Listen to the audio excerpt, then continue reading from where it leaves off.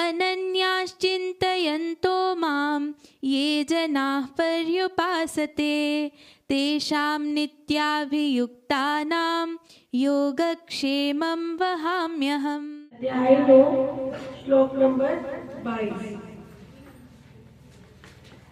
अनन्या अचिन्तयन्तो मां ये जना पर्युपासते तेषां नित्यभियुक्तानां योगक्षेमं वहाम्यहम्। तो आज हम ये श्लोक नंबर 22 पढ़ेंगे। तो पढ़ने से पहले हम प्रणाम करेंगे। ओम ज्ञानतिमिरान्धस्य ज्ञानाञ्जनशलाकया चक्षुरुन्मीलितं येन तस्मै श्रीगुरुवे नमः। श्रीचैतन्यमनोभीष्टं स्थापितं येन भूतले स्वयं रूपा कदा मह्यं ददाति सम्पदान्तिकं। वन्देऽहं श्रीगुरु श्रीयुतपदकमलं श्रीगुरुन् वैष्णवांश्च श्रीरूपं साग्रजातं सहगण रघुनाथवन्दितं तं सजीवं साद्वैतं सावधूतं परिजनसहितं कृष्ण चैतन्यदेवं श्री राधा कृष्ण पादान् सहगण ललिता श्री विशाखानि। हे कृष्ण करुणा सिंधु दीनबंधु जगतपते गोपेश गोपिका कांत राधा कांत नमस्तुते।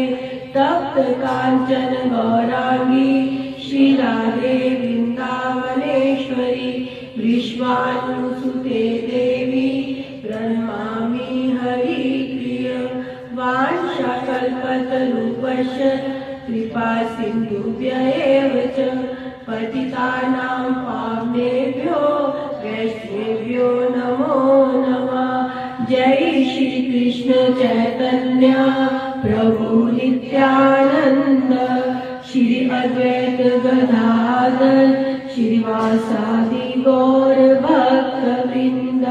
हरे कृष्णा कृष्णा कृष्णा हरे हरे हरे राम राम राम हरे हरे। हरे कृष्णा कृष्णा कृष्णा हरे हरे हरे राम राम राम हरे हरे। हरे कृष्णा कृष्णा कृष्णा हरे हरे हरे राम राम राम हरे हरे। हरे कृष्ण। तो अध्याय 9 परम मोह ज्ञान श्लोक नंबर 22 श्रील प्रभुपाद की। तो इसमें हमें बताया जा रहा है कि किंतु जो लोग अनन्य भाव से मेरे दिव्य स्वरूप का ध्यान करते हुए निरंतर मेरी पूजा करते हैं उनकी जो आवश्यकताएं होती हैं उन्हें मैं पूरा करता हूँ और जो कुछ उनके पास है उसकी मैं रक्षा करता हूँ। भगवान कहते हैं। तात्पर्य बाय श्रील प्रभुपाद की। जो एक क्षण भी कृष्ण भावनामृत के बिना नहीं रह सकता वह 24 घंटे श्री कृष्ण का चिंतन करता है और श्रवण कीर्तन स्मरण पाद सेवन वंदन अर्चन दास्य साक्ष्य भाव तथा आदम निवेदन के द्वारा श्री भगवान के चरण कमलों की सेवा में रत रहता है। ऐसे कार्य शुभ होते हैं और आध्यात्मिक शक्ति से पूर्ण होते हैं जिससे भक्त को आत्म साक्षात्कार होता है और उसकी यही एकमात्र कामना रहती है कि वह श्री भगवान का सानिध्य प्राप्त करे। ऐसा भक्त निश्चित रूप से बिना किसी कठिनाई के श्री भगवान के पास पहुंचता है। ये योग कहलाता है। ऐसा भगवत कृपा से इस संसार में पुण्य नहीं आता। क्षेम का अर्थ है श्री भगवान द्वारा कृपामय संरक्षण। श्री भगवान योग द्वारा पूर्णतः श्री कृष्ण भावना भावित होने में सहायक बनते हैं। और जब भक्त पूर्ण कृष्ण भावना भावित हो जाता है तो श्री भगवान उसके दुख में बद्ध जीवन में फिर से गिरने से उसकी रक्षा करते हैं। तो इसमें भगवान हमें ये बता रहे हैं, क्या बता रहे हैं कि जो लोग अनन्य भाव से, अनन्य मतलब अन्य कोई नहीं, केवल और केवल श्री कृष्ण की शरणागति, अनन्य मतलब अन्य और कोई नहीं। देखो भगवान स्वयं हमें ये बता रहे हैं कि जो लोग अनन्य भाव से मेरे दिव्य स्वरूप का ध्यान करते हुए निरंतर मेरी पूजा करते हैं, निरंतर मेरी पूजा में लगे रहते हैं, तो इसमें हमें जो भक्ति की 9 विधियां बताई गई, 9 विधियां, ये विधियां बताई गई है कि निरंतर हम भगवान की सेवा में लग सकते हैं। इस प्रकार श्रवणम भक्ति का पहला अंग है। 9 अंग है, पिछली बार भी हमने ये बोला था, श्रवण, कीर्तन, स्मरण, पाद सेवन, वंदन, अर्चन, दास्य, साख्य भाव तथा आत्मनिवेदन। ये भक्ति की विधियां बताई गई है। नवधा भक्ति, कितने प्रकार की भक्ति? 9 प्रकार की भक्ति। तो भक्ति का पहला अंग क्या है?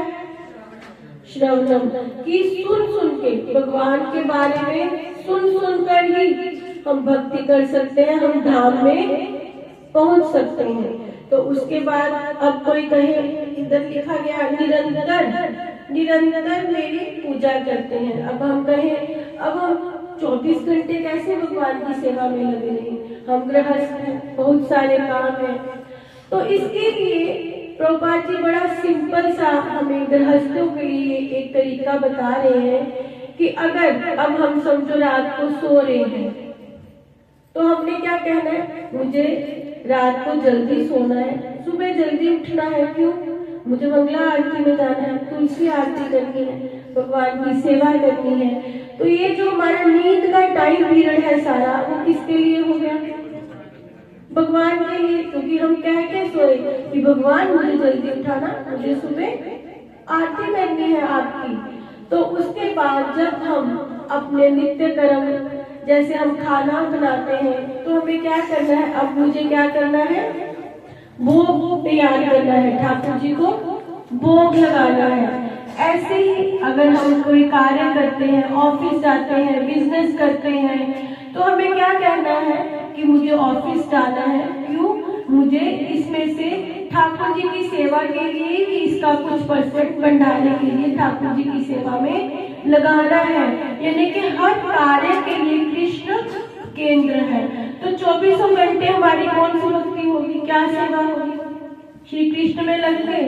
तो ये इस तरीके से हम जो है श्री कृष्ण की भक्ति जो है आसानी से 24 घंटे कर सकते हैं। उसके बाद भगवान क्या कह रहे हैं इस अनुवाद में कि जो तुम्हारी आवश्यकताएं होंगी वो मैं पूरी करूंगा, कि जो हमारी नीड्स हैं, जो हमें जरूरतें हैं। तो अब देखो ये भगवान स्वयं कह रहे हैं भगवद गीता में कि मैं वो पूरी करूंगा और उन्हें, और जो कुछ उनके पास है तुम्हारे, उसकी भी मैं रक्षा करूंगा। ये भगवान स्वयं कह रहे हैं, सबके हाथ में भगवद गीता है। तो आवश्यकताओं की बात कर रहे हैं भगवान। लेकिन अब इसमें क्या है? इच्छा किसे करनी है? हमें करनी होगी। तो जिस प्रकार सुदामा भगवान का बचपन का मित्र था, भगवान का सखा था, हर समय भगवान के संग रहता था, अगर वो निर्धन था, निराश था, हर साइड से निराश था, उसके घर खाने को नहीं था, निराशा थी उसको, तो वो चल के भगवान के पास गया था। भगवान का वो मित्र था बचपन का, भगवान नहीं आए थे, वो स्वयं चल के भगवान के पास गया था। तो फिर भगवान ने उसको सब कुछ दिया। तो सारी आवश्यकताएं भगवान कहते हैं मैं तुम्हारी पूरा करूंगा। और दूसरी बात भगवान क्या कह रहे हैं कि मैं सारी जो कुछ तुम्हारे पास है उसकी रक्षा करूंगा। जिस प्रकार कई बार क्या होता है, बहुत बार ऐसा हो जाता है जीवन में कि हम कड़ी मेहनत से हम जो है धन इकट्ठा करते हैं कि हम इसको अच्छे कार्य में लगाने जा रहे हैं। बड़ी मेहनत से हम पैसा इकट्ठा करते हैं, अच्छे कार्य में लगाने जाएंगे तो रास्ते में कभी चोरी हो गई, डकैती पड़ गई, तो सारा का सारा धन हमारा नष्ट हो जाता है। लेकिन भगवान इसमें हमें क्या कह रहे हैं, मैं जो कुछ तुम्हारे पास है अगर तुम मेरी शरण लेते हो तो मैं उसकी रक्षा करूंगा। जिस प्रकार सुदामा निराश थे, सुदामा चल के भगवान के पास आ गए, भगवान के पास आ गए। भगवान ने उसको हाथ में पैसा नहीं दिया, हाथ में धन नहीं दिया। जैसे ही सुदामा अपने महल में अपने घर पहुंचे तो वो सब महल बन चुका था, उनके पास धन दौलत किसी चीज की कोई कमी नहीं रही। यानी कि जब भगवान देते हैं, कृपा करते हैं तो वो चोरी भी नहीं होता, चोरी भी होने का कोई भय हमें नहीं रहता। तो इस प्रकार हमें कृष्ण शरणागति लेनी है। जब हम श्री कृष्ण की शरणागति ले लेते हैं तो भगवान देखो स्वयं ये बोल रहे हैं कि तुम्हारी आवश्यकताओं की पूर्ति करना किसकी जिम्मेवारी है, मेरी जिम्मेवारी है, और सबकी रक्षा करना भी। तो इसी प्रकार जब हम निराश हो तो जैसे यही सेम शब्द 9वें अध्याय के 34वें श्लोक में भी हमें पढ़ाया गया। क्या था 34वां श्लोक?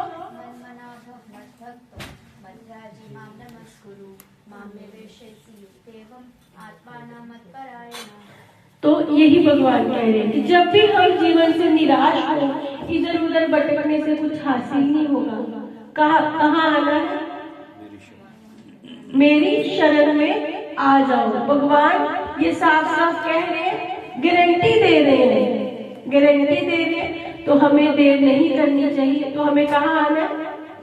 भगवान की शरण में। तो हरे कृष्णा।